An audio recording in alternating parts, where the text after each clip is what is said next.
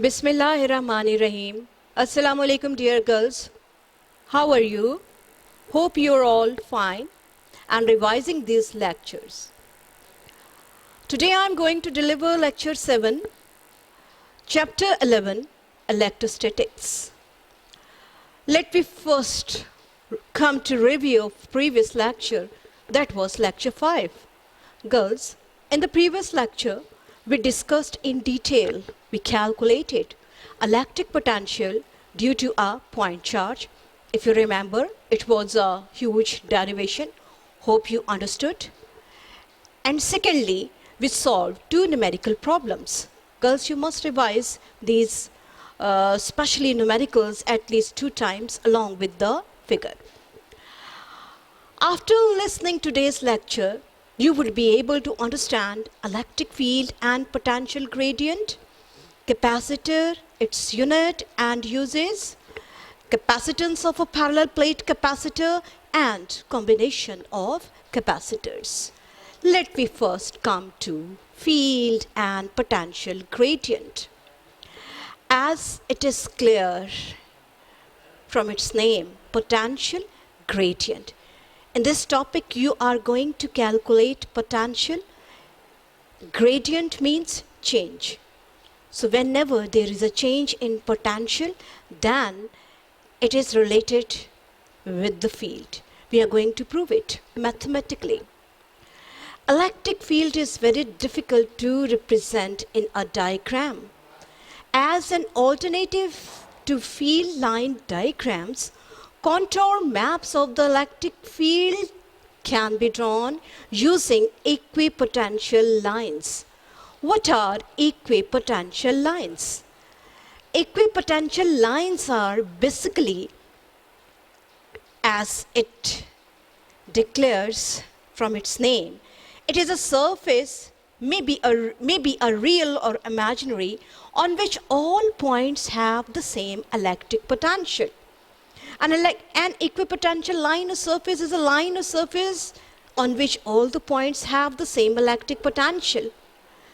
As we all know, according to the definition of electric potential for a point charge, in the previous lecture we proved it, that V is equal to Q naught over 4 pi epsilon naught, and we all know in this equation Q naught over 4 pi epsilon naught is a constant. It means basically V depends upon R. And in case of equipotential surfaces, it means V depends upon R. And if for any point charge R is same, then there would be no change in the potential. For example, you can see here, this is a unit positive charge, this is a unit negative charge. And the lines, the radial lines representing the direction of field lines for a positive charge, which are radially outward. And girls, you notice here, we have drawn circles with this center, where the charge plus Q is located. If we consider the circle number 1, there are different points on the circle. They are all having the same distance with respect to plus Q. The same is the case for a unit negative charge, where the electric lines of force are radially inward. And if you want to find the value of electric potential at any point, say at this point, so the distance of this point with respect to the charge is R. If the point is here or here or here, we notice one thing, that when we consider the first circle, then all the points have the same distance with respect to the point where the charge is located. So this surface, which is having the same distance with respect to the point of location of the charge, such surface, such lines are known as equipotential surfaces of lines. For example, when we consider surface number 2, consider different points on surface number 2, They are all having the same distance with respect to the charge. Similarly, for surface 3, surface 4, surface 5, surface 6, the same is the case when we have a unit negative charge. So it means that equipotential surfaces, as it declares that it is a surface on which all points have the same electric potential.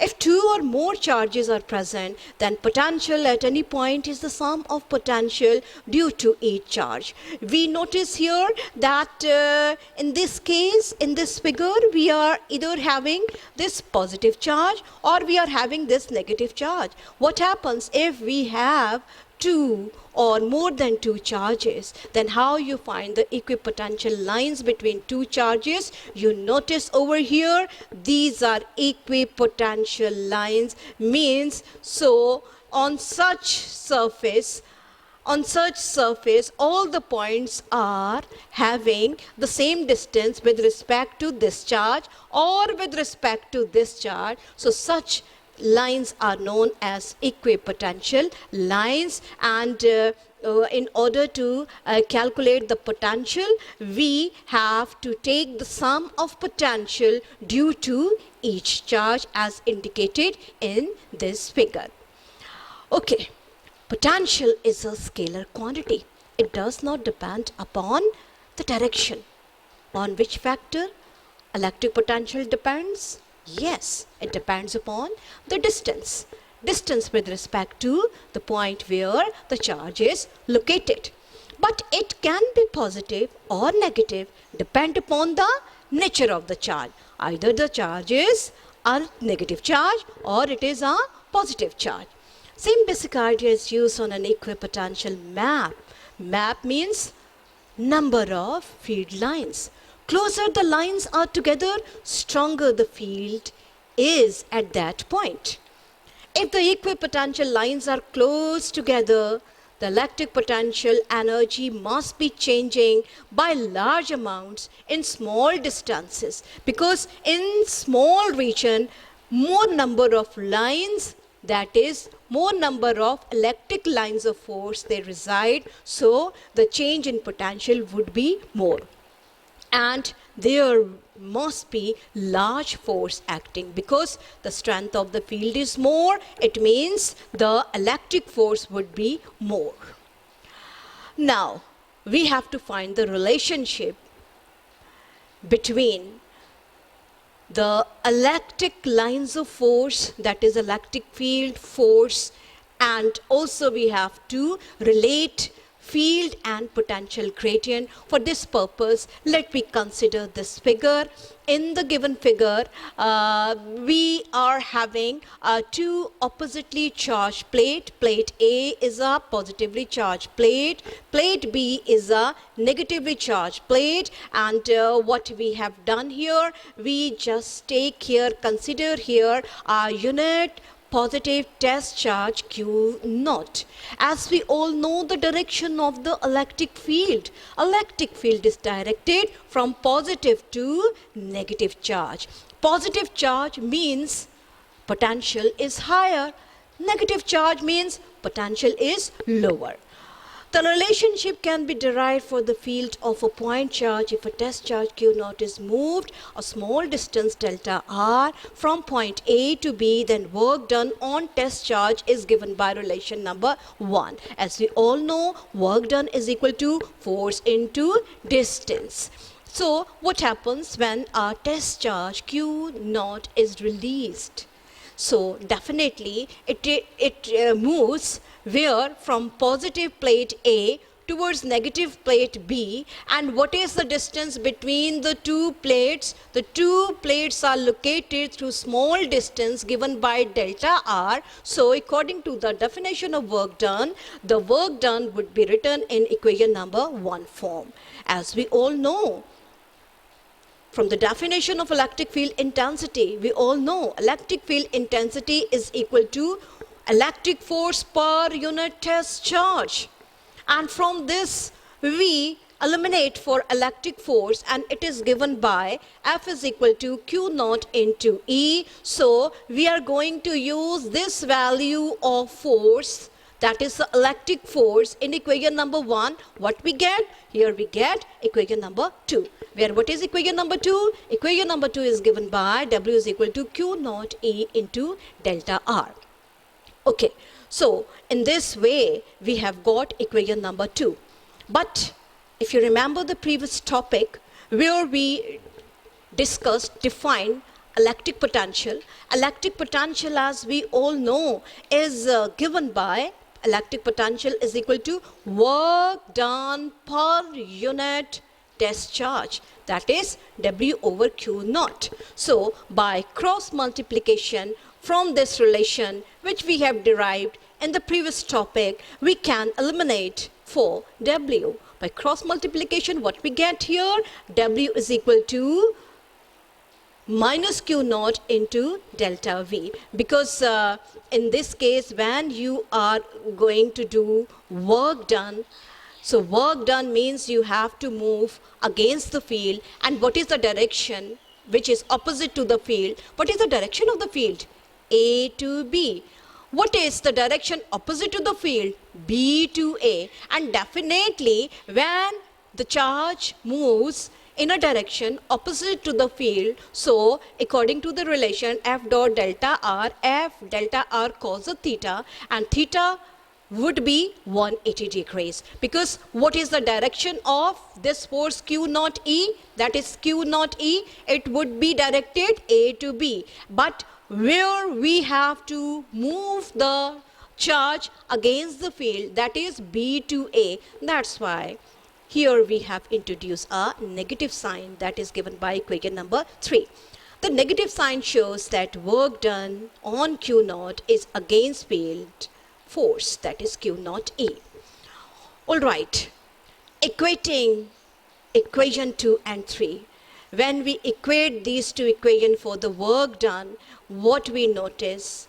Minus Q naught delta V is equal to Q naught E into delta R, and what we notice here, Q naught cancels over here. What is left behind? E is equal to minus delta V over delta R. The above relation shows that the rate of change of electric potential delta V with respect to displacement delta R, and this ratio, that is delta V over delta R, how it is read?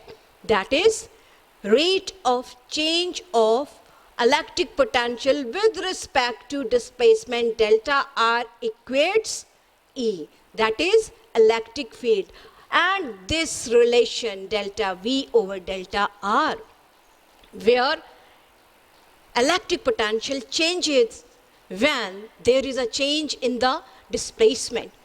When the charge moves, then there would be a change in the potential. As earlier, right now, I told you that the electric potential depends upon R.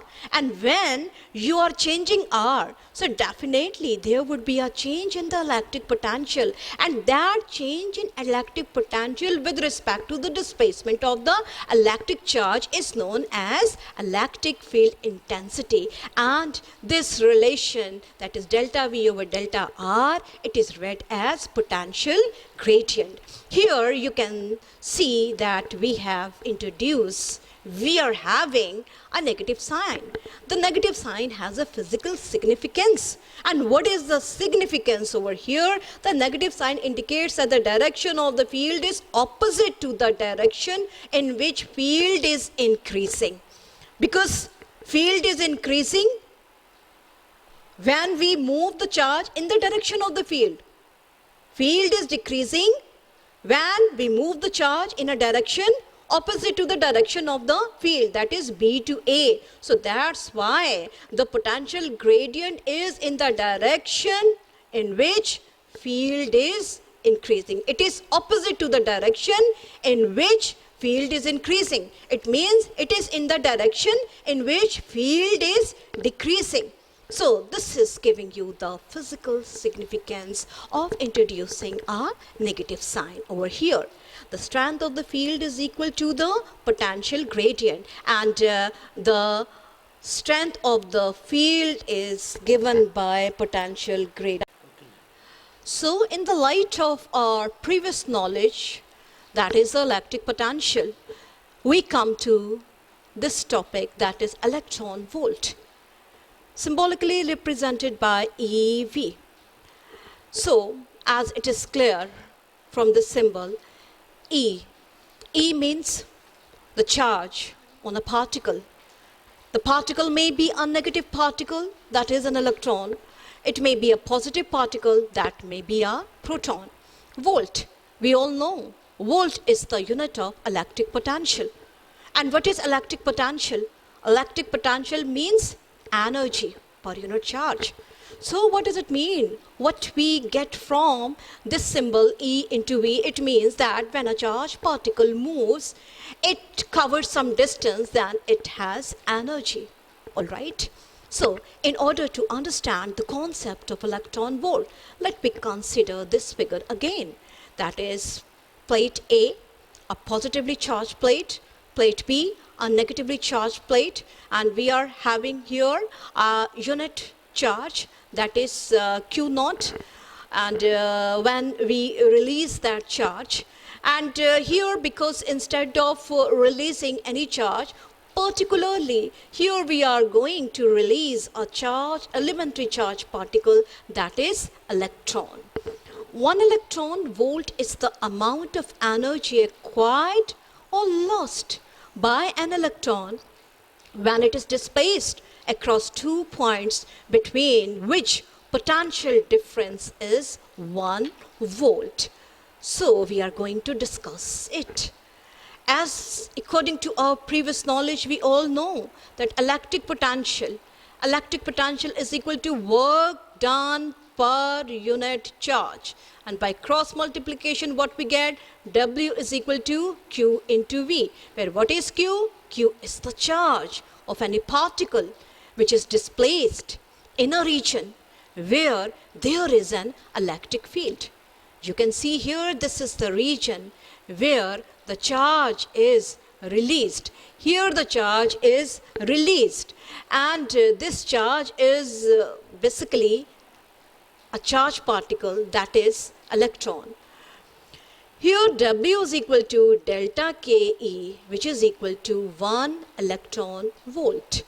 Okay, what happens when an electron, that is a charged particle, is released in a field, in a direction of the field, in a region where there is a field, and we allow this electron to move in the direction of the field, that is from plate A towards plate B. So definitely whenever you move in a direction of the field, what happens? You would be accelerated. For example, when you drop an object in the direction of a gravitational field, in which direction the body accelerates? Towards the center, right?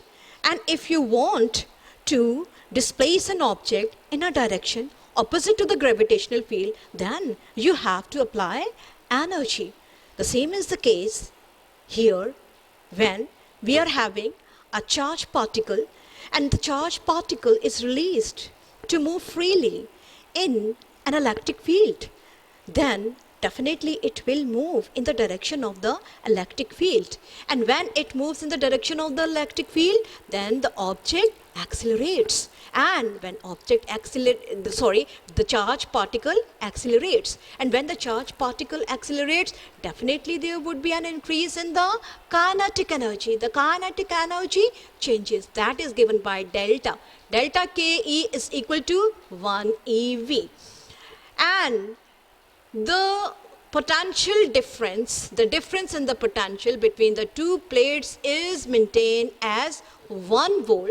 And when you replace Q by E, because here instead of releasing any charge, we use particularly an electron, that is Q is equal to E. And as we all know that charge on any elementary particle, either it is proton, either it is electron, is given by 1.6 into 10 raised to the power minus 19 coulombs. So we are going to use this relation here, that is 1 eV, that is, now we are going to use this value of E, that is 1.602 into 10 raised to the power minus 19 coulomb, and this value of potential difference across the two plates A and B. Here in this equation, what we get? 1 eV. 1 eV is equal to this numerical value, that is 1.602 into 10 raised to the power minus 19 coulomb into 1 volt. So what we get here? 1.602 into 10 raised to the power minus 19, and here instead of writing C into V, that is coulomb into volt. Coulomb into volt is equal to joule. You can prove it here, that is by cross multiplication.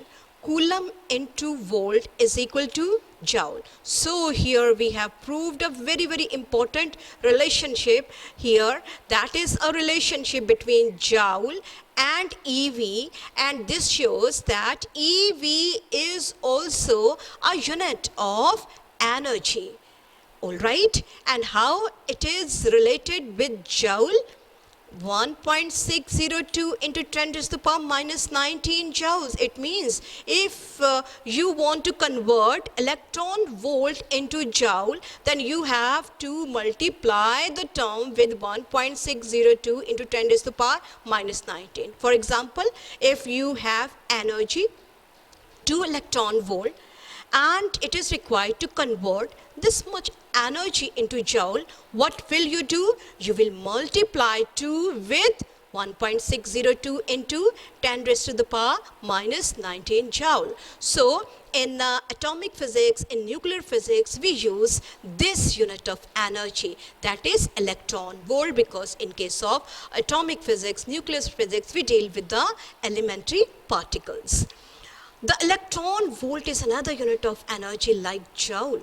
This is smaller unit of energy. Its bigger multiples are 1 million electron volt, that is 1 MeV is equal to 10 raised to the power 6 eV. Similarly, 1 giga electron volt, that is 1 GeV is equal to 10 raised to the power 9 eV. So you have to remember all these relations, and especially this one is very important whenever you want to convert joule into electron volt or electron volt into joule, then you must remember this equation. Here we are having a solved example, that is example 11.8. A particle carrying a charge 3e. You notice here that directly the value of Q is not given, but E stands for charge. As I told you, it means this particle is not a simple particle, it is an elementary particle carrying how many particles? 3 into E. Falls through a potential difference of 5 volt. Calculate in joules the energy acquired by the particle. We come to data. Data given. What is potential difference? That is 5 volt. And what is this 3e? Yes, 3e is equal to charge. Charge of this particle having how many particles? 3e. Alright, if you remember the first lecture, we have discussed quantization of charge. This equation, Q is equal to N into E, I told you. And there I told you that small n stands for a number. It may be plus, minus 1, plus, minus 2, up to so on. And here this is n is equal to 3. So Q is equal to 3e. What is required? We have to calculate the energy. Which energy? That is kinetic energy, because the particle, when it moves, it falls, then it carries kinetic energy. We are going to calculate it. Solution. Which equation you are going to use? That is energy or work done, that is given by Q into delta V. Let me call this equation as equation number 1.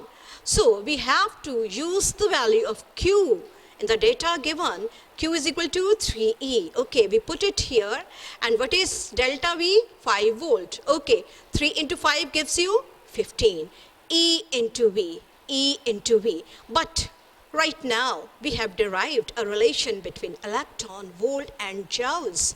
We are going to use this relation directly, applying that relation directly in equation number 3. That is, as we know, that 1 electron volt is equal to 1.6 into 10 to the power minus 19 joule. So we are going to convert this electron volt into joule. Why? Because joule is the SI unit of energy. And here we have to calculate the energy in joules. Alright, that's why we have to convert electron volt into joule. And in this equation number 4, when we utilize it in number 3, what we get? We get here 2.4 into 10 raised to the power minus 19 joules. Now we come to this topic, that is capacitor. Capacitor, this is giving you the figure of a capacitor. This is the figure of capacitor. Basically, what is a capacitor? It is a device which is used for storing electric charges. So, this device which stores energy in the form of electric charges is known as capacitor. The most simple example of capacitor is the capacitor fan, which we use in our daily life. You notice when even we switch on the capacitor fan, then it still moves. Why? Because that fan basically uses the stored energy of the capacitor. That's why it takes time to be slowed down. A capacitor can store electric energy when it is connected to its charging. Charging means that how we supply energy to the capacitor by connecting it with the terminals of the battery. That process is known as charging process. To its charging circuit, and when it is disconnected, it can dissipate that stored energy, so it can be used like a temporary battery. As we use a battery. Why we use a battery? Just to take energy. Similarly, in case of capacitor, the capacitor uses the stored energy which it stores in the charging process. And when the charges are stored, then we can use it. And when we use energy, then it means the energy is dissipated. That's why a capacitor, it could be used like a temporary battery. Now we come to construction. What is the construction of a capacitor? You can see here in the figure, basically a capacitor consists of two conducting plates. One is positive and other is negative. You can see this is plate number 1, this is plate number 2. One is positively charged plate, other is negatively charged plate. These two are separated through some distance d. Such a device is known as a capacitor. To remember, this d should be a small distance. The medium between the plate is air or a sheet of some insulator. So you can see here in the given figure, we have used here a word dielectric. This is giving you the interior of, it's the region in between the two conducting plates. This region may be occupied by some insulator. It may be air, it may be plastic, it may be any insulator. And that insulator which is placed in between two conductive plates is known as a dielectric. This medium is known as dielectric. You can see here, this is the figure of a capacitor. Here are two conducting plates. Plate number 1, here resides plus Q charge. Plate number 2, here resides minus q charge. It means a capacitor basically consists of two oppositely charged parallel plates. Do you remember this thing? The distance between the two plates is always the same. The distance must be very small, and this distance must be occupied by some insulator, and this insulator is known as a dielectric. Now you notice one thing, that this positively charged plate is connected with the positive terminal of the battery. Here is a cell, here is a battery, and the negative charge plate of the capacitor is connected with the negative terminal of the cell. How a capacitor is charged? When a charge is transferred to one of the plate A, that is A, due to electrostatic induction, it would induce charge Q on the other plate B. So, when this terminal of the battery, it transfers plus Q charge on this surface of the plate, then due to electrostatic induction, what happened? This plate carries a negative charge. So, plate B, it induces a negative charge. For charging plates of the capacitor, it is connected to a battery for a while. In this way, some electrons are transferred through the battery from positive plate to the negative plate. So, electrons from positive charge plate transfers towards other plate, that is plate B, and it gets a negative charge. Charge plus Q and minus Q appear on the plates.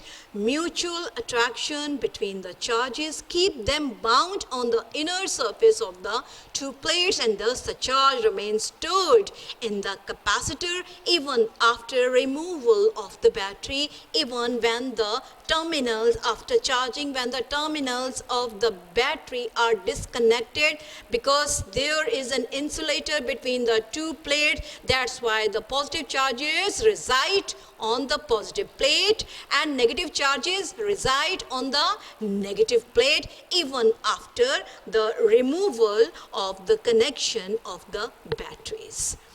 What are the uses of capacitor? The first use, ignition system of automobile engines to eliminate sparking, to reduce voltage fluctuation in power supply, to generate electromagnetic oscillations, because basically capacitor is a device which stores energy in the form of charges. That's why the voltage fluctuation could be reduced. In electric power distribution, capacitors are used for power factor correction. Now we come to capacitance. What do you mean by capacitance? For example, girls, you're having a glass.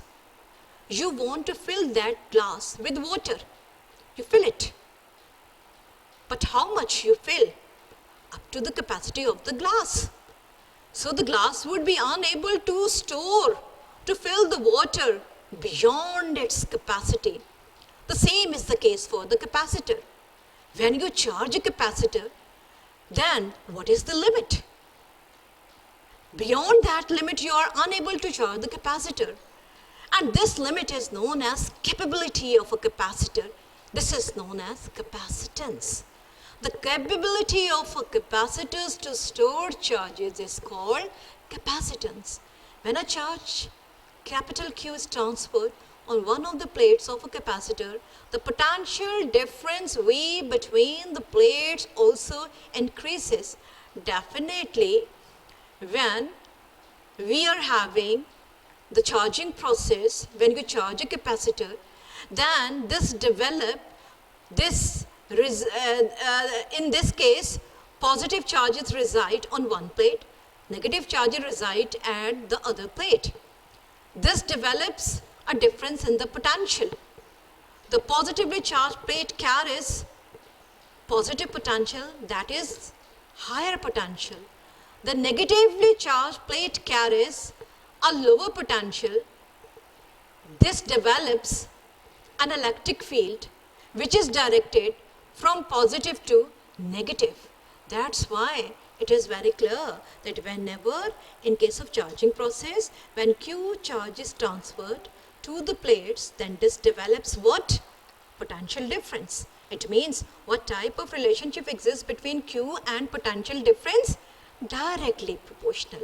Greater the charge residing at the surface of the respective plates, developing more potential difference. In other words, what we can have a relationship between Q and V, that is a direct relationship. That is, Q is directly proportional to V, where what is Q? The charge deposited at the respective plates. What is V?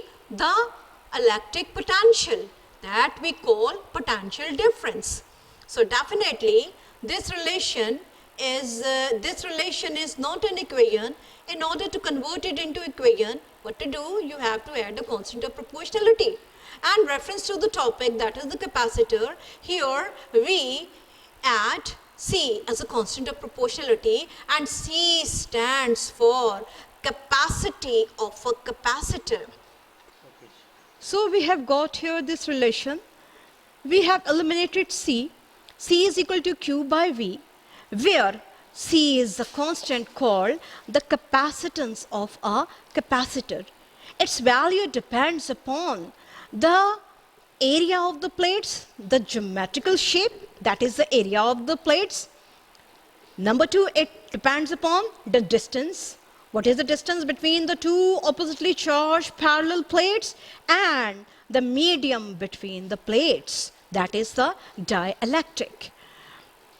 This capacitance is the ratio of magnitude of the charge on either plate to the potential difference produced between the two plates. As we all know, Q is equal to CV. So what happens if in this equation, when we put V is equal to 1 volt, what does it mean?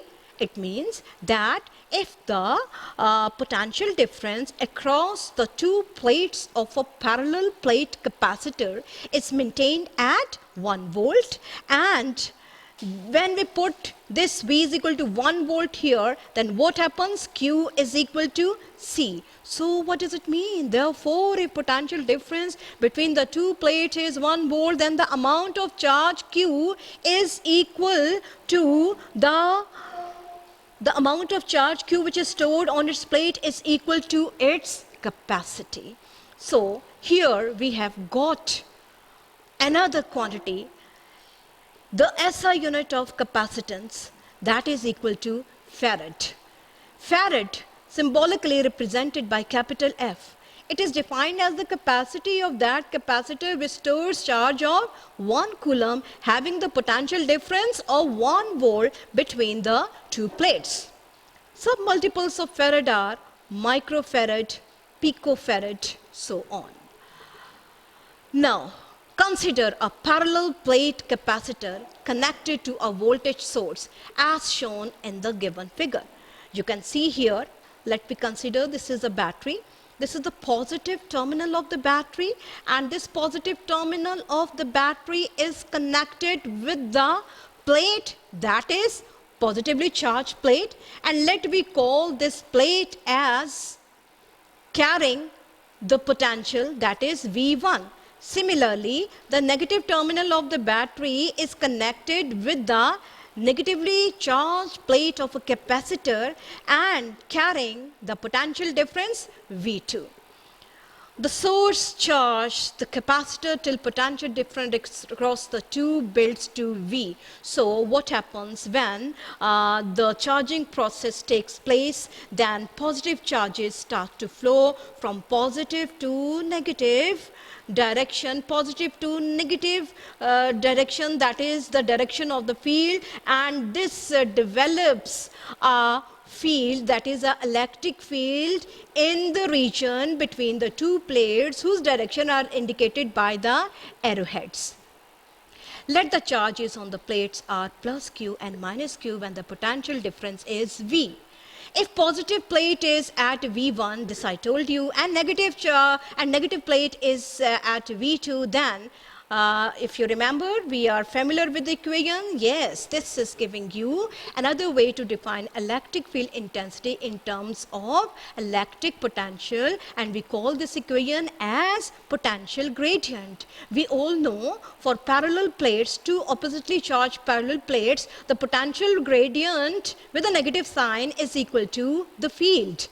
All right. So here we write minus delta V over delta R, and where what is delta V? Delta V stands for potential difference, and here in the given figure, one plate having potential V1, other plate having potential V2, then what would be the difference? That is, difference in potential between the two plates would be V2 minus V1. So we get here minus V2 minus V1 over D, and by using this negative sign within the bracket, what happens? That is minus V2 and minus into minus makes plus V1. So what we get?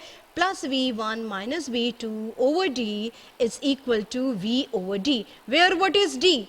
D is giving you the, here is D. D is giving you the separation between the two plates. So we notice one thing. Here we have got equation E is equal to V over D. This equation, do remember, it comes from the equation which we have derived for potential gradient. All right, where, as I told you, V1 minus V2, instead of writing the potential difference, we write just V. That is giving you the potential difference between the two plates, and D is the separation. The strength of the electric field also depends on the number of charges on the plates. Definitely, greater the charges reside, the more would be the strength of the field. Field would be stronger.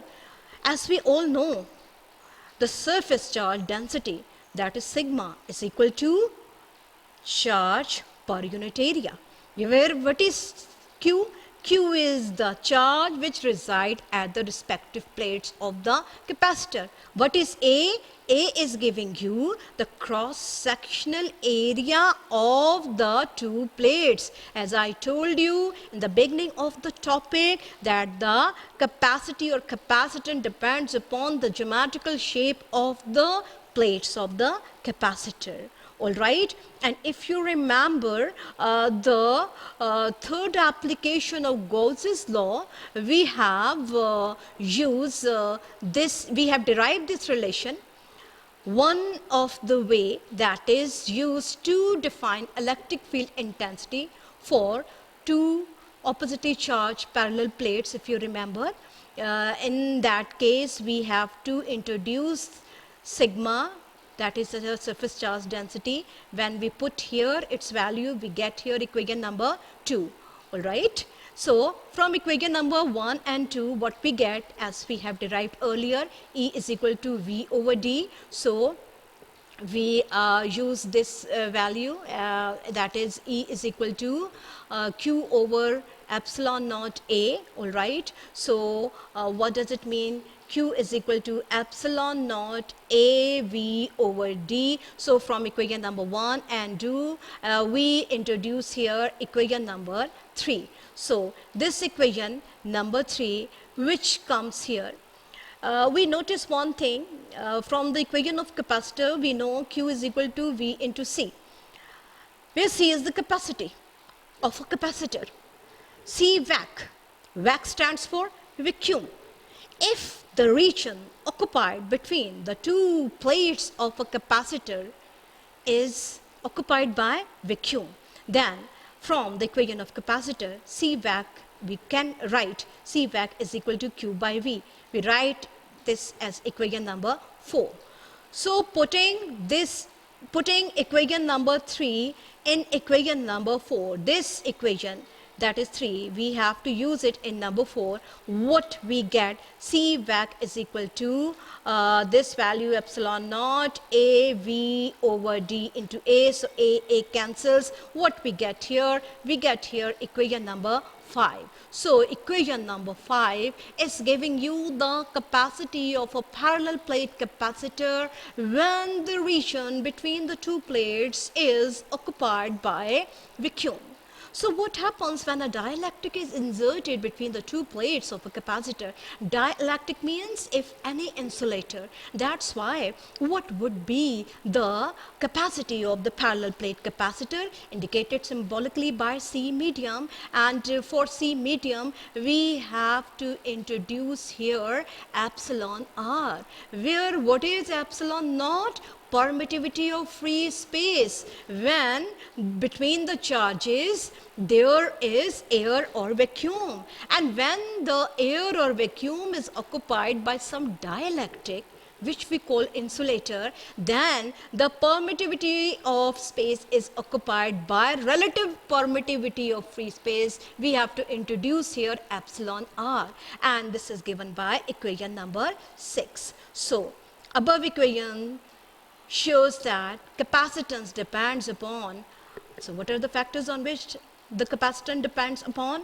So it depends upon area A and the separation between the two plates, and definitely epsilon naught, epsilon r means it depends upon the nature of the medium between the two plates. When a dielectric is inserted between the plates of a capacitor, charge storing capacity is enhanced by the dielectric, which permits it to store epsilon r times more charge for the same potential difference.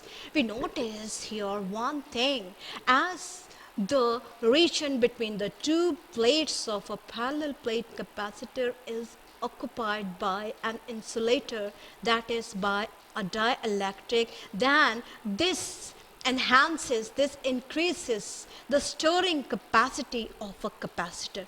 What's the reason? The reason is, we all know that insulator does not permit lines of force, electric charges, to pass through it easily. So in case of charging, the charges reside at their respective plates. Instead of moving, they reside. That's why the storing capacity of the charges at the plates of the capacitor, it increases. Epsilon r is a dimensionless quantity which is always greater than 1 for dielectric and independent of the size and shape of the dielectric. It is a dimensionless quantity. It doesn't have any unit. All right? And it is independent of the size and the shape of the dielectric. So whatever is the size, whatever is the shape, what is important? We just need to introduce a dielectric. It is called dielectric constant or relative permittivity or specific inductive capacity. These are all the different names of epsilon r. From equation number 5 and 6, what we have? Epsilon r is equal to C medium over C vac. So when we use equation number 5 and equation number 6, when simplify the two equations, so this gives you a ratio between the two capacities. Which one? C medium to C vac.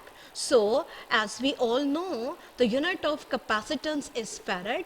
So farad here would be cancelled. So what would be unit of relative permittivity? That would be equal to 1. So that's why what we say for epsilon r, that it is a dimensionless quantity. The ratio of the, how you read this equation, very important, which defines epsilon r. It is a ratio of the capacitance of a capacitor with the given material filling the space between the conductors to the capacitance of the same capacitor when the space is evacuated is the relative permittivity epsilon r. C medium when dielectric or insulator is introduced, to C vac when vacuum or air is inserted between the two plates. That gives you the definition of epsilon r. Now we come to combination of capacitors. That in any circuit, how we use capacitor. There are two type of combination of capacitors, series and parallel. Now, if more than one capacitor, if you want to use more than one capacitor in any circuit diagram, then we have to use two different type of combination. The first one is known as series combination of capacitors. The second one is known as parallel combination of capacitor. And when more than one capacitors are involved, then how to find a single capacity? For this purpose, you have to find a single capacity, and that single capacity is known as equivalent capacity. So we come to first the series combination of capacitor. Okay, you notice one thing, that instead of draw the whole figure of a parallel plate capacitor, whenever you introduce a capacitor in any electronic circuit or any electric circuit, then we use just these two bars of equal lengths. This stands for capacitor. Even if you don't put a positive sign here, a negative sign over here, but do remember, this stands for, when the two lines are of equal length, this stands for capacitor. Okay, you notice here that how many capacitors we have introduced here? 1, 2, 3. Here we have introduced 3 capacitors of capacities C1, C2, C3 at the side A and at the side B. Now we notice here is a battery, a source, developing a potential difference V. The positive terminal of the battery here is making this plate of the first capacitor positive. And from electrostatic induction, what happens? This plate of the first capacitor gets a negative charge. So this is the path. And this is the second capacitor. This is negative, this would be positive, this would be negative.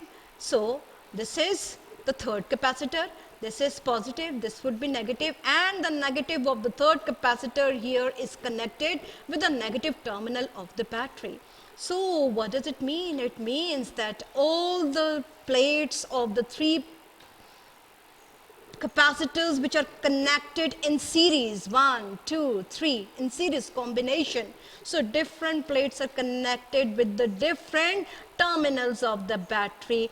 The first capacitor, its right plate is connected with the positive, but the negative plate is connected with capacitor number 2, and vice versa. Here the negative plate of the third capacitor is connected with the negative terminal of the source V. So we notice that all the 3 capacitor develops 3 different voltages, that is potential.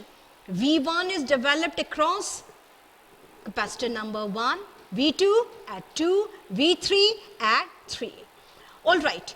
When capacitors are connected plate to plate as given in the circuit diagram, then what happens? A battery of voltage V is connected between 2 points A and B. It supplies plus Q charge to the left plates of the capacitor C, and minus Q charge is induced on its right plates, as I told you earlier. As a result of this, each capacitor gets an equal amount of charge Q on each of its plate. Do remember that the 2 plates of a capacitor, it stores equal amount of charges.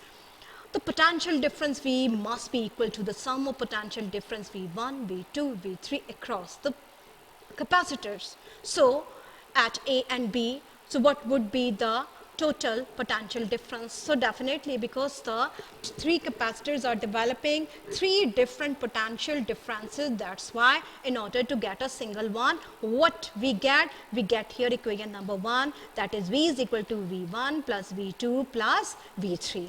All right. Now we have to introduce here the equation of capacitor, that is what was the equation of capacitor? Good. Q is equal to CV. And from that equation you have to eliminate, you have to rewrite for capacitor number 1, that would be V is equal to Q over C1. So Here we have used the subscript 1 for capacitor number 1, subscript 2 for capacitor number 2, subscript 3 for capacitor number 3, and in this way we have introduced V1 for the first capacitor given by Q over C1, V2, Q over C2, V3, Q over C3. We have to utilize these three values in equation number 1. So, by putting these values in equation number 1, what we get this equation, and as we all know that equal amounts of charge reside at the plates of the capacitor, it means Q is same. When Q is same, you can take Q as common. When we are taking Q as common, then what is left behind?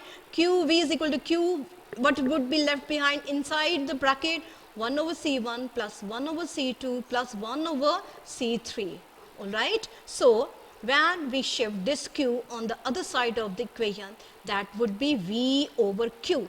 And from the definition of equation of capacitor, we all know V by Q would be equal to 1 by C. So, 1 by C, C equivalent we call, because this is giving you the combined effect of all the capacities which are produced by three different capacitors. So, here we have this relation, that is Q over CE is equal to this, or 1 over CE is equal to 1 over C1 plus 1 over C2 plus 1 over C3.